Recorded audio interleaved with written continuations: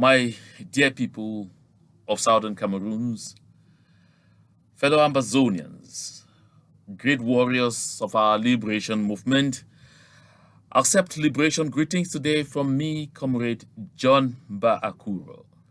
Today is Friday, March 11, 2022. My people, I know that it's been a few days that I showed up here and that we had a beautiful conversation. My people, I know that in the hearts and minds of a good lot of us, there is confusion. There is no point pretending that perhaps there's no use talking about some of these things, that we're having something that I would prefer to call fragmentation, breaking up and things like that, and, getting into little units here and there. But listen, my people of the Southern Cameroons, when you are nearing the finish line, always you have, first of all, complications. And after these complications, in the literary world, they'll call it the climax. When you get to the climax, you start getting serious complications. And after these complications, you now start moving towards what is called the denouement. When you don't get to complications, you are not close to the denouement. Or you're not close to the denouement, it means the solution is still very far. My people of the Southern Cameroons, my dear fellow warriors of Ambazonia, I have said here a lot of times that opportunity will knock at our doors even at a time we are not expecting it. Sometimes some people have listened it as coming in the right ear and disappeared in the left one. Some of those things seem sometimes a bit hard, difficult for everyone to comprehend. But I'm here today to try to break down these things a little. As these things begin to happen, as they begin to come to fruition, I like to begin opening up and bringing in some little tidbits. Today is Friday that I'm coming for us to deal with this aspect of it, which is breaking news. But this Saturday in the afternoon, I will be back here with detailed analysis on exactly what to expect in the days ahead. I have said it before, and I want to reiterate now, that our noisy neighbors will soon make a lot of noise. That there will be so much noise in La République du Cameroon. But always they have managed to come, use all kinds of propaganda, use my country people them, use even insults and all whatnot to try and give the impression that I'm a storyteller.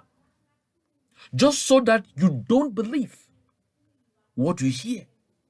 Just so that you don't believe all the evidence I bring before you. Just so that you keep thinking that La République du Cameroon is that giant that is not about to crash. My people of the Southern Cameroons, I said on this platform several times that La République du Cameroon is bankrupt. I mean bankrupt. People thought I was kidding. When I came here and I explained that they have started slashing monthly pay, and beginning with retirees, I even demonstrated, some still thought that it was a joke. When I came here and I explained that La République du Cameroon had stopped career advancements, nobody was having any increment of even 1 franc since 2017, people thought I was kidding. When I said here that even family allowance people were not having, that even what you used to call duty post allowance when you were appointed, people were not having, nothing was changing. People thought I was kidding. It had to take teachers to come out and start striking for the government of La République du Cameroon to prove to the world that I have been saying the basic truth. I will be back here this Saturday with a deeper analysis of the financial woes of La République du Cameroon. And this is why I have kept saying, my people of Ambazonia, that all what we need do is do what desperate people do at the close of victory. La République du Cameroon is about to implode, will implode. You have been asking how. The picture is getting clearer. Of course, today, you are getting some vibes. You still don't understand what this is all about. Just take a read at this. Mark Twain says, it's easier to fool people than to convince them that they have been fooled. Did you hear that?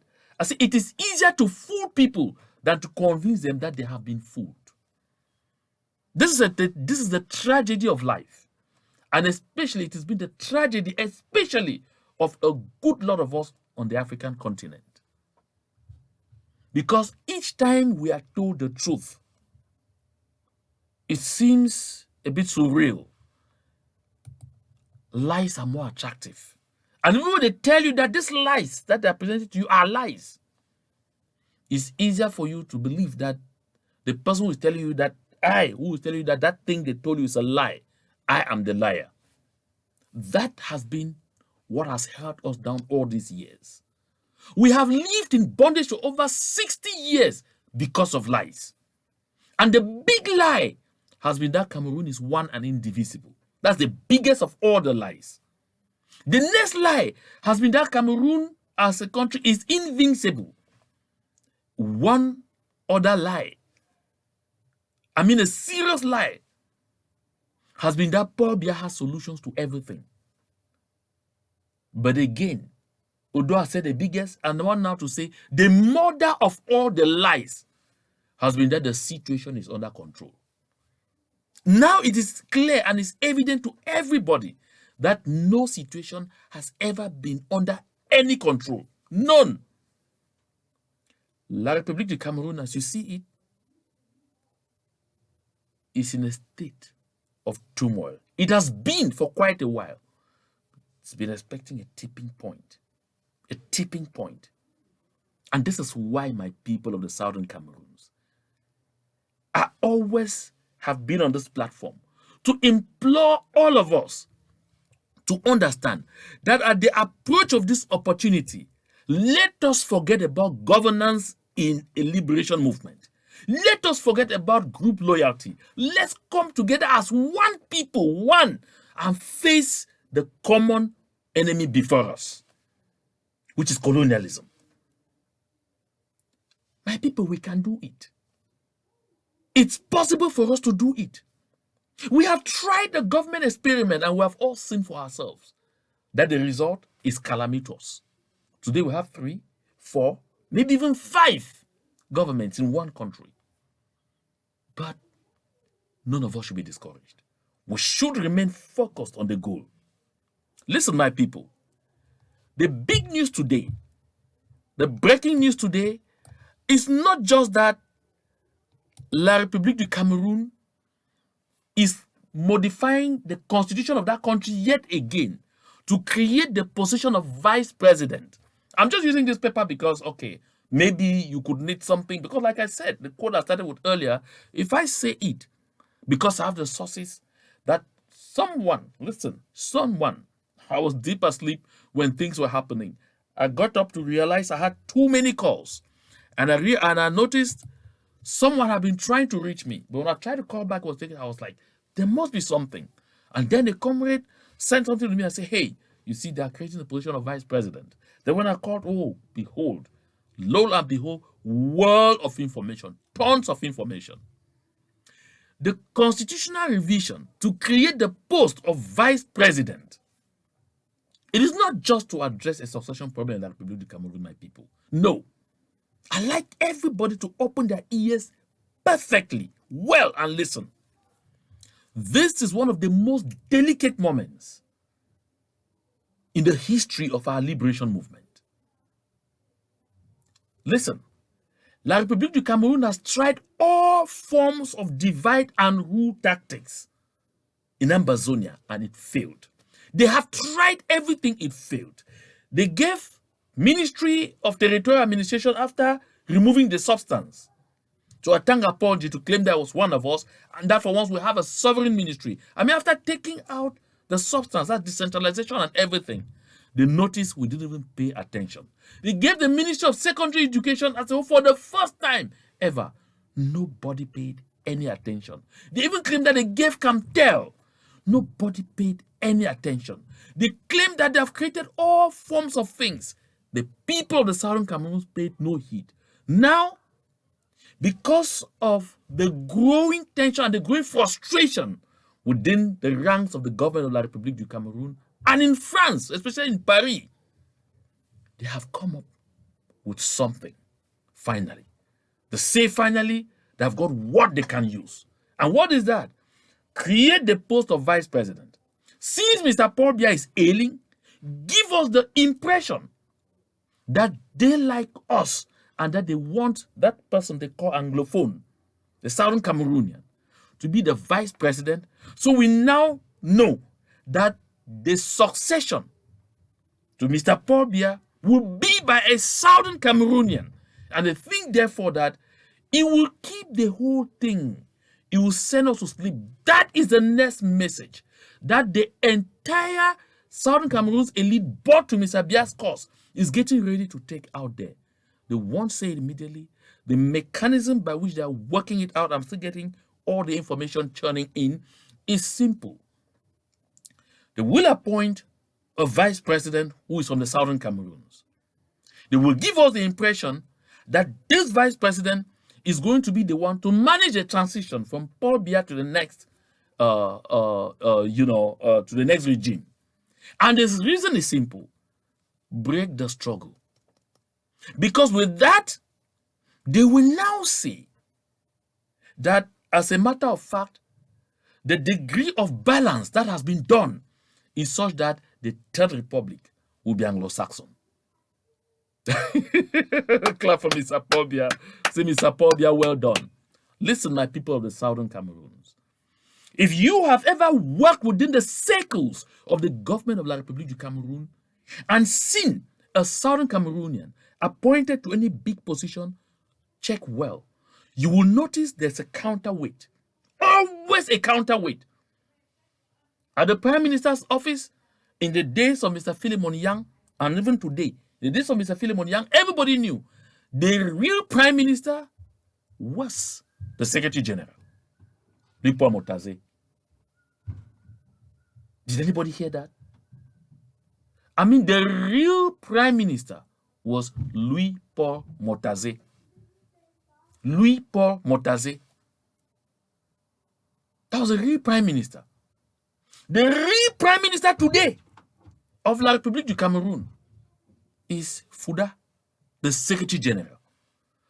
The Secretaries General at the Prime Minister's office, a lot of the times, deal direct with the President of the Republic.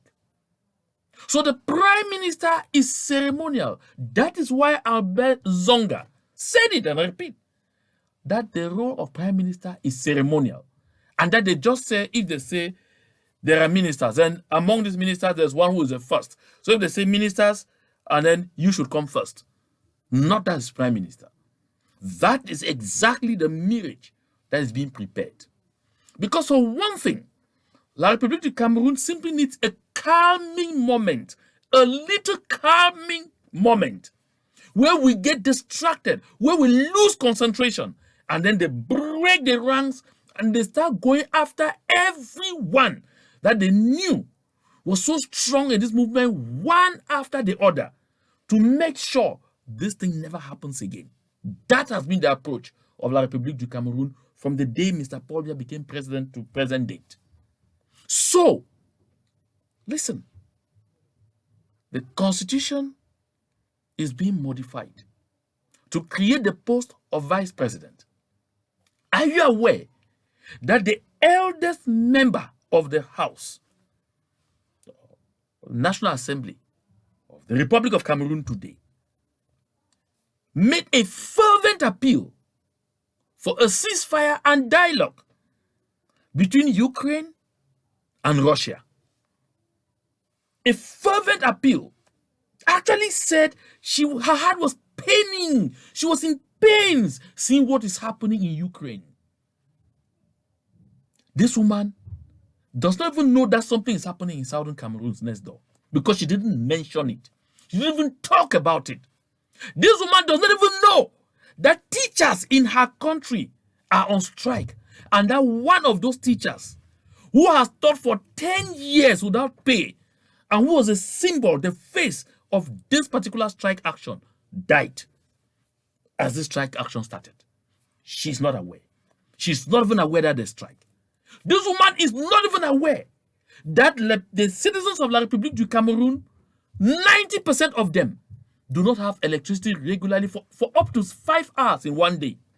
This woman is not aware that the people of La République du Cameroon are more and more unable to provide for their needs, the most elementary of needs. They can't even buy food, a good lot of them, because of galloping inflation. She's not aware. This woman is not aware that the people of La République du Cameroon don't have roots. She doesn't know. None of this pains her. What pains her is what is happening in Ukraine. She doesn't know that Bebe Carolus was going to school when her life was cut short. No, that didn't break her heart. She doesn't know that Bebe Tato Brandy was coming back from school when her life was cut short. That did not break her heart. The heart of this woman was not even broken by the fact that one of her colleagues in that same assembly, Barrister Kemende's life was cut short in a dramatic manner. It didn't pain her heart. It didn't break her heart. Millions of kilometers away, thousands upon thousands of miles away in Ukraine, that's what breaks her heart. That's where she can prescribe dialogue. And you sit here and you tell me that there is something called one and indivisible. And they will sit down and tell you, after validating this bill, they will tell you that the vice president of the republic is an Anglophone. I'm using the terminology that they use. Listen, my people of the southern Cameroons. I do this communication at this hour because it is delicate. A very delicate moment in the history of our liberation movement. La République du Cameroon has tried all forms of skullduggery without success. They believe that with this, they can strike a chord. Name some southern Cameroonian vice president, project that as a mirage, use that to break the struggle, shatter it, and people start dreaming that, oh no, yes, things are about, because they still keep having the feeling that our problem is that of the sharing of the national cake. They still keep having the feeling that our problem is that of holding high offices in La République du Cameroon. It has not dawned on them that the fundamental issue between La République du Cameroon and the Southern Cameroons is a territorial issue. It hasn't dawned on them. Listen, my people. Tweets like this one from the former Under Secretary of State, or the former Under Secretary at the U.S. State Department in charge of the Bureau of African Affairs, Tibor Nagy, who says, whatever direction Ambazonians decide to pursue, one certainty is the current status is unacceptable to 100% of Southern Cameroonians. Even the Cameroon government must see this. Only question, when will change come and how much more suffering? Tragic beyond words. Let me tell you,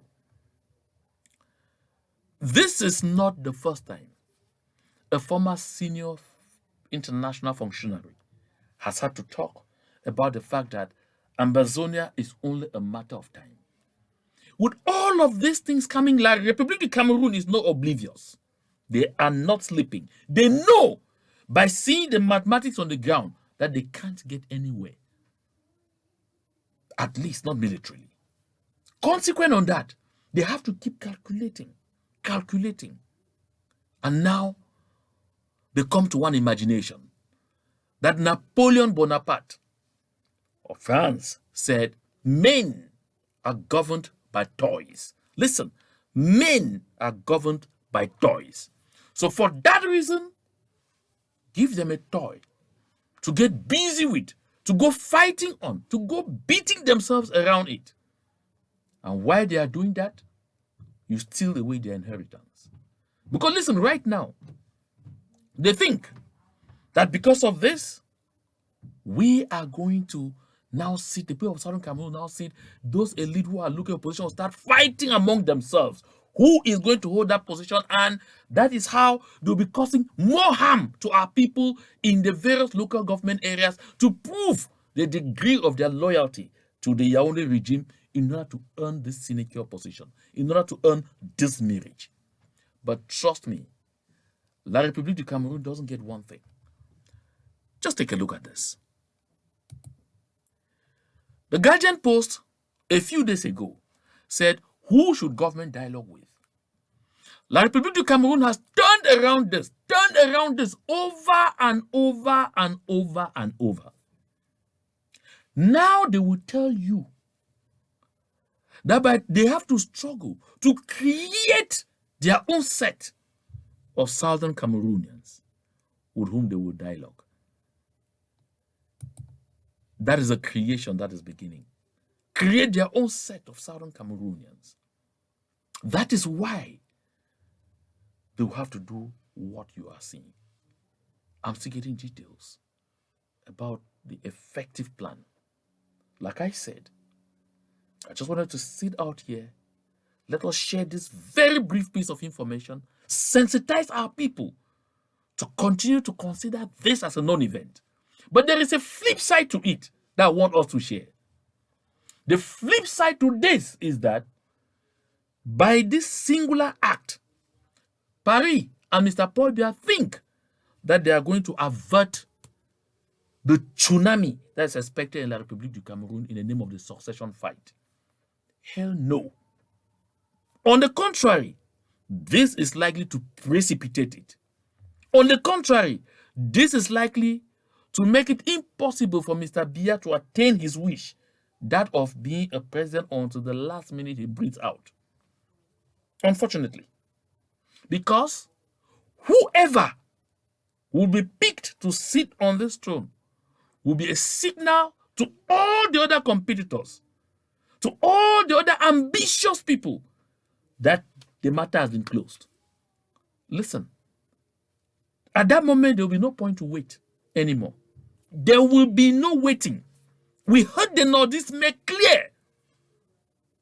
That is why the gambit is on the Southern Cameroonians, that at least they will fool them, that this one is to help to resolve that issue. Wait first. And they think they can postpone their crisis. Listen, my people of the Southern Cameroons. This is a delicate moment in our movement. A time for us to prepare solidly. A time for us to make up wherever we are still having a lot of disagreements. This is a time for us to bond together. This is a time for us to begin to, put ideas together, to re-strategize, to make sure we cross the finish line. I said this before, and I'm repeating it. The fallacy of negotiations at this particular point in time is not inside La République du Cameroon's game plan. Don't concentrate on that. Maintain the focus on the big picture before us. The big picture before us is the game that is being played right now, beginning today. Beginning today, it's a new dawn in this entire saga of the Paul Biya succession and of the Southern Cameroon's question. Listen, my people. If you doubt it, be keen. When I come back here this Saturday, later on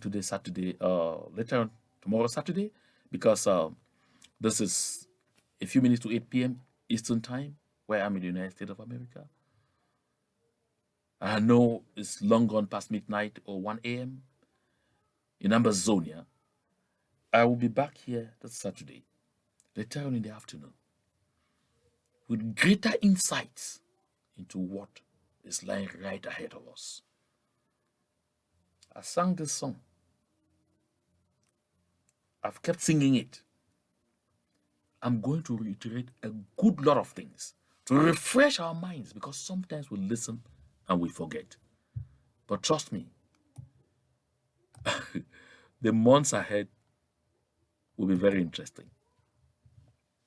This picture comes to my mind.